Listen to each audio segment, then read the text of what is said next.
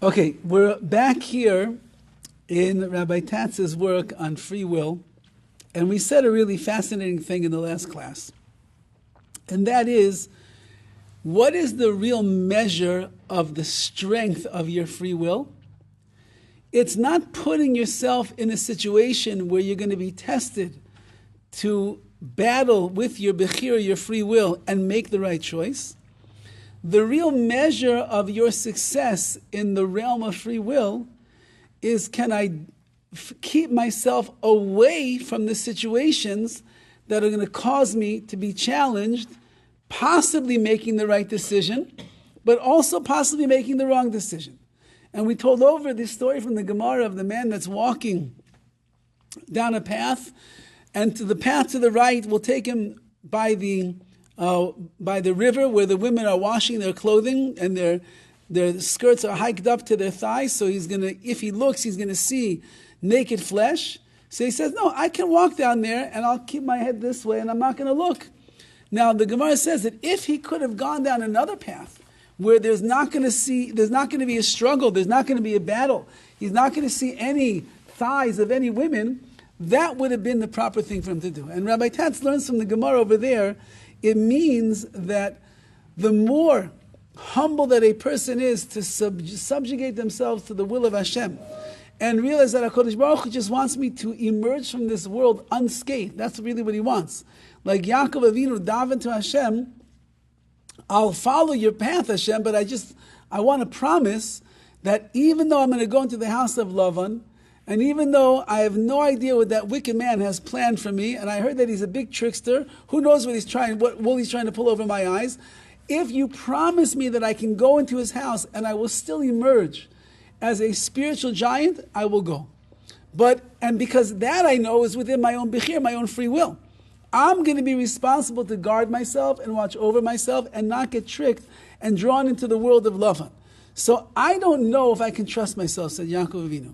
So I'm asking you, HaKadosh Baruch Hu, you promise me that when I go into the house of Lavan, into that place of condemnation, I'm asking you that you should strengthen me every single day, that I should have the power to be able to withstand the challenges, because I have no choice, I have to go. I should have the power to withstand.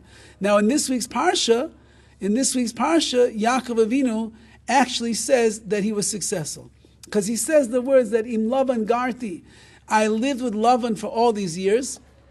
And Rashi learns over there, Garti is Gimel Reish Taf Yud, which if you switch those letters around, you have Taf Reish Yud Gimel, which is Taryag. And Taryag means the 613 mitzvahs. So Yaakov was saying that Im Lavan Garti, I lived with Lavan for all those 22 years. The Taryag mitzvahs shemarti, and I kept the 630 mitzvahs. And I did not learn from the evil ways of Lavan. So Hashem, I tried my best, and you kept your end of the deal. You kept me strong to be able to not succumb to the pressures that were going on in the house of Lavan. Yes. So you knew that Lavan was that difficult? Yeah, of course. Okay. But he also went for 6 years, 7 years to 14. Preparation. Right? Yeah, well, that was all part of the preparation. That's called the Torah of Gullus. That when Yaakov Avinu was leaving Eretz Yisrael, and he's camped out in the yeshiva of Shem Be'ever for 14 years, he had learned how to live in his father's tents, but he had no idea how to transform all of that ruchnius and that kedusha and that life into the house of Lavan and all of his wickedness. So he was learning for 14 years, how's he going to hold on to everything how's he going to hold on to all of his levels of holiness and spirituality? And even with that, he still told HaKadosh Baruch Hu, I don't trust myself.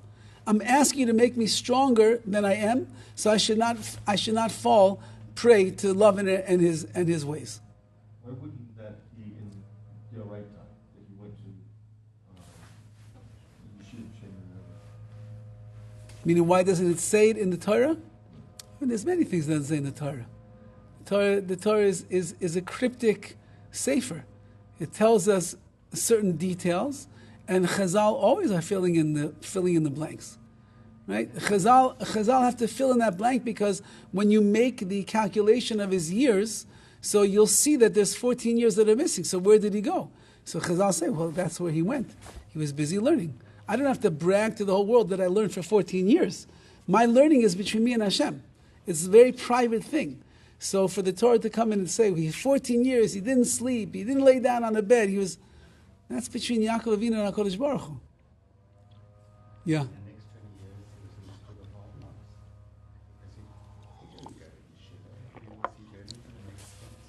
He was very busy in the house of Lavan. Now we assume that Yaakov Avinu probably, whenever he had a free moment, was busy learning. We're going to assume that. But you're right, it was not the consistent learning that he had up until that point in his life. So now, says Rabbi Tatz the following.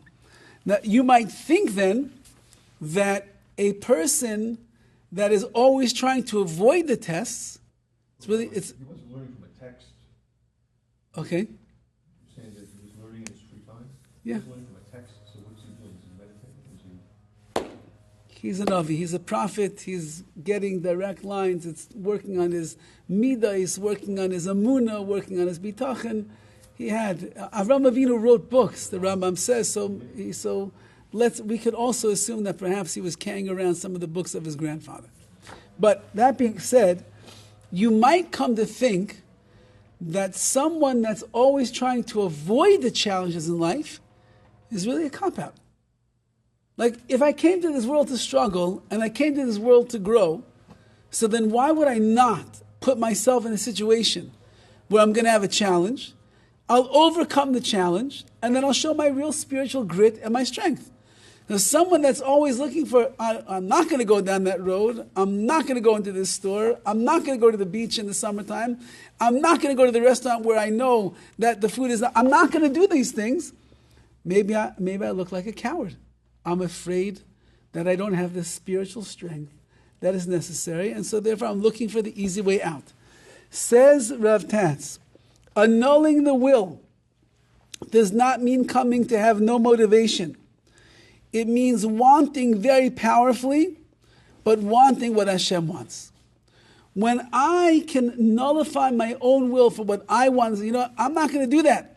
I'm not even going to go there. I'm not even going to start that conversation because I know it's just going to end up in the wrong place. It's not that I have none of my own motivation to go and to conquer and to overcome the challenges. Rather, I want something very badly, but what I really want is, I want what HaKadosh Baruch Hu wants. And Hashem wants me to remain pure. Hashem wants me to leave this world as unscathed as I possibly can. Again, Yaakov Avinu is the perfect example of this. He knew that he's going into a bad place. He cannot avoid it. But he's begging Hashem, just give me the strength and the wherewithal that I'll have the power of my BECHIRA to always make the right choice. Make, like it says in Pegavos, Asay Ritzayno Kiritzayincha, you make the will of Hashem like your will. What does that mean? That means that your will should be like Hashem's. I want to have the same desire that Hashem has. So what does Hashem want from me? Hashem wants spiritual greatness. Hashem wants me to be clean. HaKadosh Baruch Hu wants me to have glory in my neshama. So the goal is in aligning man's will with God's. That's it. I'm trying to align my will with the will of Hashem. So he says like this. Let's take a mashal, a parable of a servant, a master as a servant. A valuable servant is not someone that is functioning passively, just blandly going about his master's business with no personal interest in what he's doing. He's just like a robot. He's just doing what the master said. That's not really a valuable servant. Rather, a servant worth having is one who burns with the passionate motivation, a motivation to perform his master's will exactly as if it were his own. How am I going to make the master happy? Okay, he wants this, he wants this, he wants this. So I'm just going like a robot? No, if it matters to me so much what my master wants, and what he wants, I want, because I want to be able to perform it in the best way possible. So I'll do it with excitement, I'll do it with enthusiasm, I'll even do it before he even asks me to do it. I'll take care of it. That's the best kind of servant to have. And he says over here that when Avraham was taking Yitzchak up until the altar, and he was going to bind him, and he was going to shecht him. Says Rabbi Tatz the following. He was not acting unwillingly, but with a will completely aligned with Hashem's command. I mean, I could think that Abraham was going up to the mountaintop, and he's like, "Whew, how am I going to do this? I have no choice. I'm the servant." Just like the servant has no choice if the master asks him to bring the food back and bring him again, or bring me my slippers, or put me on the carriage, take me on a ride. All these, I have no choice. So maybe Avraham, you could say, he has no choice. He does whatever Hashem says. Hashem told him, take your son, your only son, the one you love, Yitzchak, shecht him on the altar. Okay, I have no choice. No. He actually was acting with a will that was completely aligned with Hashem and His command. The Rabbi, who is one of the great commentators, says, Avraham was actually in a state of joy at that moment and not distress. Now, we would expect maybe that Avraham Avinu, as great as he was, but the idea of shechting my own son for an Avraham Avinu, whose whole life is chesed, whose mercy and rachamim, who went around the world preaching, don't serve idols, don't serve foreign gods, and the crazy worship that they do, like taking their own children and throwing them into the fires, don't do those things. That's certainly not what the God of the universe wants. So we might have thought then that Avraham Avinu, when he had to go and do this thing, was in distress. And yet the Ramban says, no. He was actually in a state of simcha, in a state of joy, because his will was so aligned with the will of Hashem. How do we know that? He says the proof is that as he's about to shecht his son, he's told, hold back, Avraham, hold back from slaughtering your son. And that message was given to him by an angel.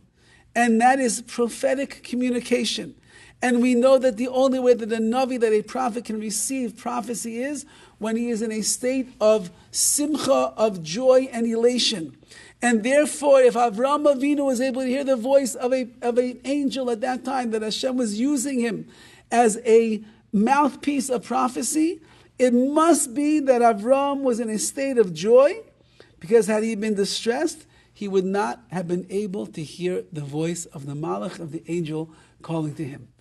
So this is a midrash. The midrash says that when Avraham Avinu was walking Yitzchak down to the altar to go and shecht him, he had the same joy as a father that is walking his son down to the chuppah.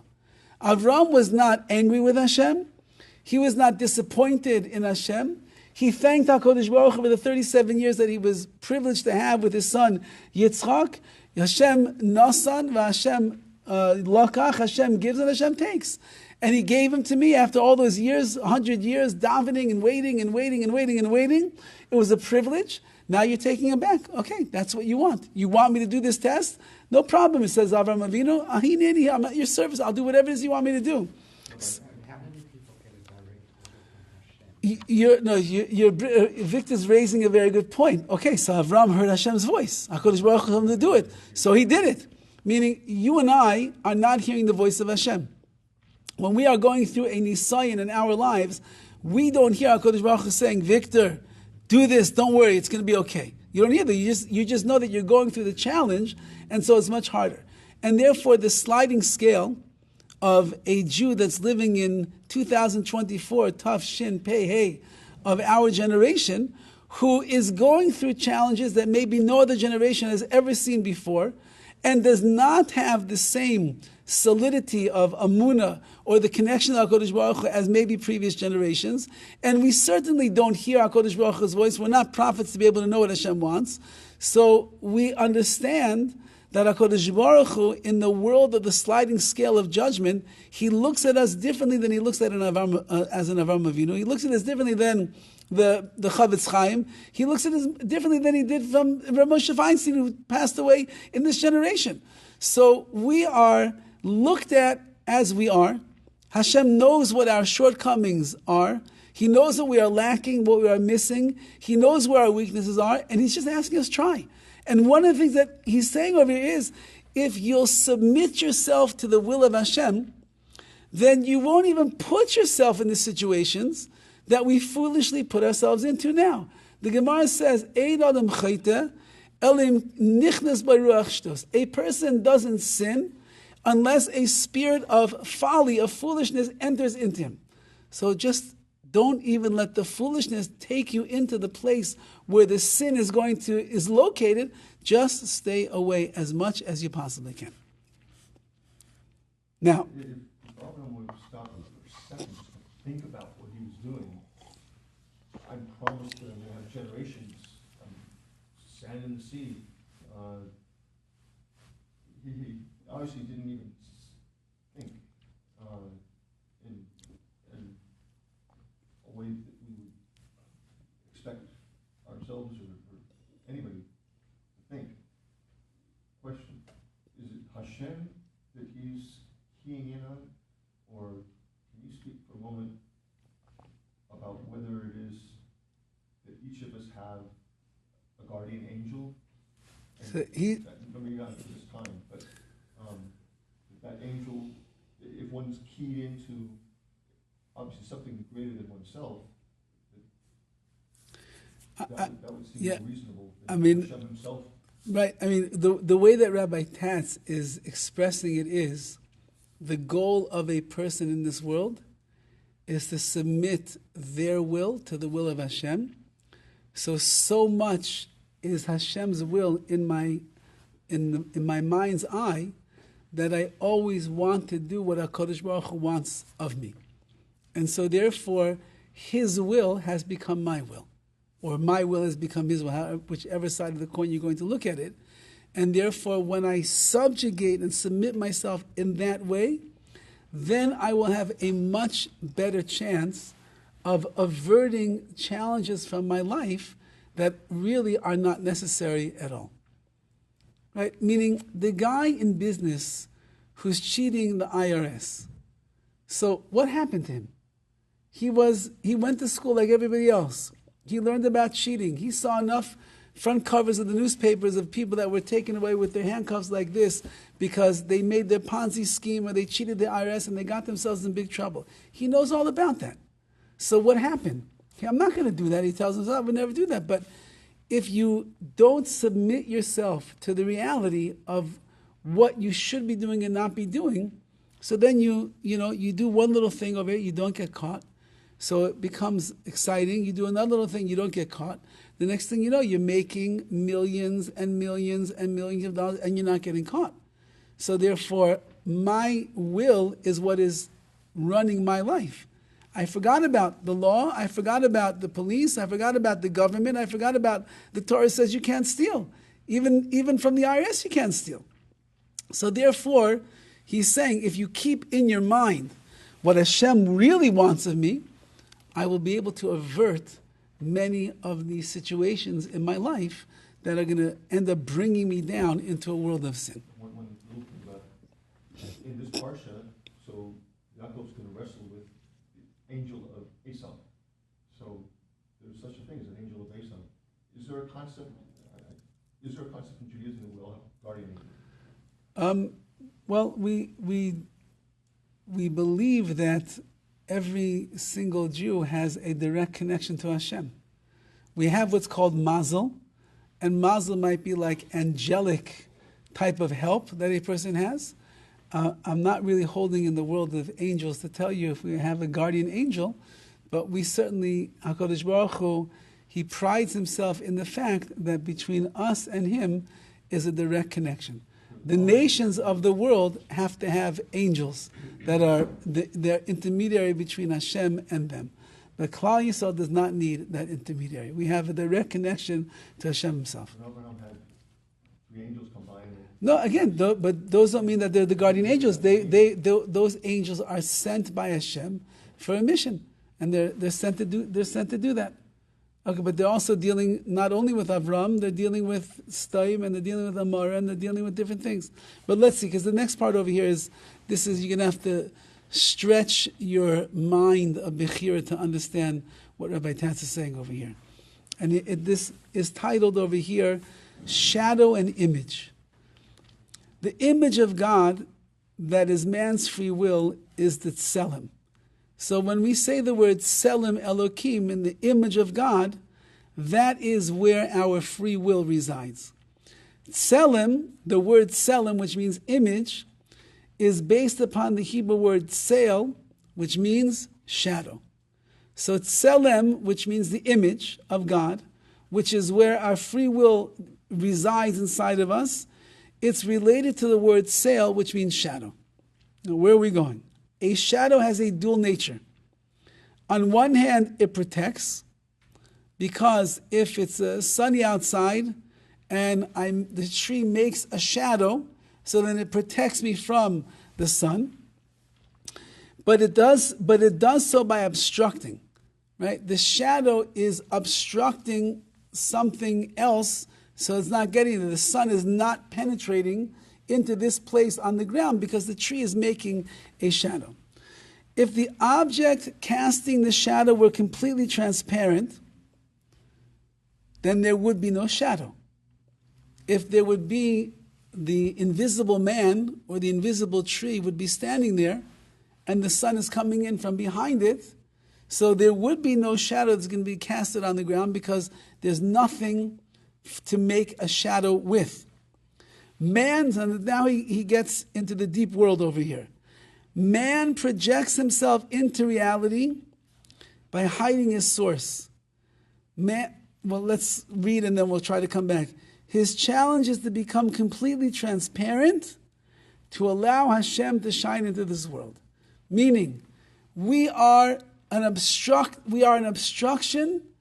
to ourselves.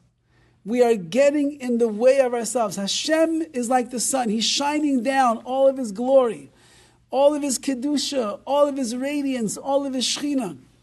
And therefore, it should come through us into this world. Hashem should just fill this world up with His goodness. But we are getting in the way. Not just our bodies, but our decisions and our minds and our ideologies and our lifestyles and what we do is getting in the way. And therefore, it's not allowing Hashem to shine Himself in this world completely. And therefore, our real goal is the more transparent that we can become, which means the more that my will is the will of Hashem, and my will is not getting in the way, my desires are not getting in the way, my foolishness is not getting in the way, then Hashem just goes, He shines through me. To project a shadow, you must obstruct the light. To project the light, you must disappear. Right? In order for the shadow to be there, so then you have to obstruct the light. You bring this thing and obstruct the light, so now there's shadow over here. You can't see, but there's a shadow over here. The tissue box is making a shadow. If you want the light to come down, then you have to remove the tissue box. You have to get rid of the object altogether. Man casts a shadow as long as his ego. Meaning, as big as our ego is, as big as our arrogance is, as much as we are invested in ourselves, so then that will be how the shadow is going to be cast in this world and in our lives. And again, shadow means I'm not getting the direct light from Hashem. So we see reality through a lens. Only the highest of prophets sees through a clear lens. Like Moshe Rabbeinu saw clearly HaKadosh Baruch Hu. Moshe, only Moshe. Maybe Yecheskel, but Moshe was the one who saw clearly there was nothing in the way, there was no obstruction at all. He heard Hashem's voice clearly, they spoke panim al panim, face to face. It was completely clear. Below that level of total clarity of the prophetic lens, all lenses are cloudy. That means if you're not Moshe Rabbeinu, and you're not the highest of all the levels of the prophets, then the lower levels of the prophets, all of their lenses, how they would perceive Hashem, are all cloudy. And if that's what it was by a prophet, then certainly by us, in Tarzana, California, so many thousands of years later, our glasses need to be cleaned very well. So he brings from Rav Dessler. Rav Dessler was the author of the Michtam Eliyahu. And he says like this: the more cloudy a lens, the more it reflects the viewer. If your glasses are very cloudy, so then you can't really see so much what is going on in front of you. One who sees through a clear lens sees reality. One who sees through a cloudy lens sees himself. So I'm not sure exactly how that works. So I got a little stuck here myself to try to understand it. But again, if my glasses are clean, I can see what's going on in front of me. If my glasses are dirty, I can't really see what's in front of me. So my own dirt is creating my obstacle of being able to see things clearly. The same opaque ego leads that viewer to think that he sees reality, when in fact all he sees of his world is his own image projected onto it everywhere. So now, if I'm subjugating myself to Hashem, and I'm making myself more transparent, so then Hashem is shining through me, and I'm then able to see the world in the honest way that HaKadosh Baruch Hu is painting the picture of reality. But if I'm getting in the way and I'm blocking HaKadosh Baruch Hu from shining down through me into this world, so then when I look at the world, what am I seeing? I'm seeing the world through my own prism, through my own understanding, through my own will, through my own desires. That, says Rav Dester, therein lies the issue that we're going to have with actually making the right choices of BECHIRA. Because if I can't see what really is the will of Hashem, then I'm getting confused from the dirt and the grime that's on my spiritual lenses, and I'm really seeing only myself. So he says, dissolving ego is a polishing of the lens. The more humble that a person becomes in their life, so the more the lenses get clean, and then you can see the natural reality that Hashem has in front of us. When it is clear, the self disappears and reality manifests. When man becomes transparent, God appears. So you might think, well, so then what am I? I'm the invisible man. I'm transparent. You can see right through me. So says that's the goal. The goal is your personal ego. It's not really the ratzon of Hashem. It's not Hashem's will. Your personal ego is not what your neshama really wants. The neshama is arrogant? God forbid. The neshama knows that it's a piece of Hashem. So anything that is coming from the source of all life itself, Hashem, must mean that it's the most humblest of entities in this world. So if a person is arrogant, that means they're so disconnected from their neshama that they're only engrossed in themselves, in their mind, in their desires, in their will, in their brains, in their bodies, in their money, in everything. But that's not really the source of who we are. The source is the neshama.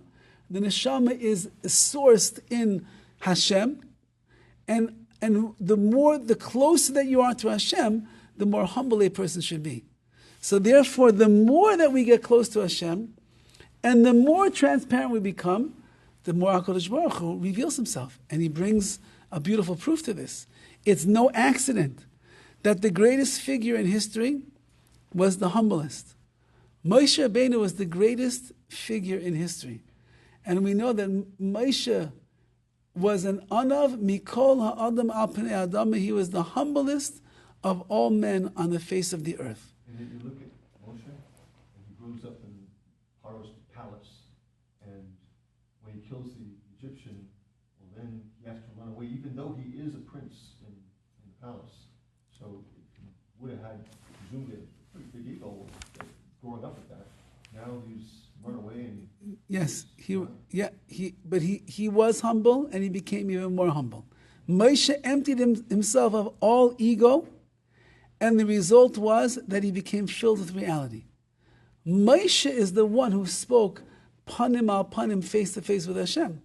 Moshe is the one that stood by Har Sinai, heard the voice of Hashem, and we call it Torah's Moshe. Why is it called Torah's Moshe? The Torah of Moshe, it's the Torah of Hashem. Because Moshe made himself transparent, and the Torah comes through Moshe Rabbeinu, and therefore Moshe, who really is subjugating himself completely to HaKadosh Baruch Hu, the Torah now comes through him. He opened his mouth with no agenda but Hashem's, and Hashem spoke from him. Meaning, whenever Moshe Rabbeinu opened his mouth, people were able to hear the Shechina medaberes mitoich groina. The Shechina was speaking out of the throat of Moshe Rabbeinu. Nobody else can do such a thing. Why was Moshe able to? Because he just made himself like a prism.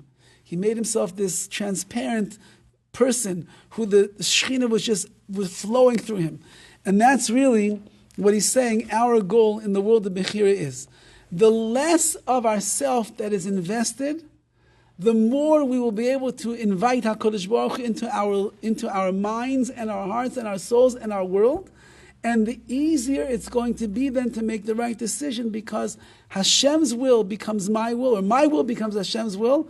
I only want to do what's going to be for my benefit, and therefore I'm going to allow HaKadosh Baruch Hu to shine through me, because I become this conduit of HaKadosh Baruch Hu's glory in the world through the way that I humble myself and use my BECHIRA, my free will, properly. Okay, we have a little bit more to see, and we'll save that till next week. We'll let you digest this. Well, like this is What?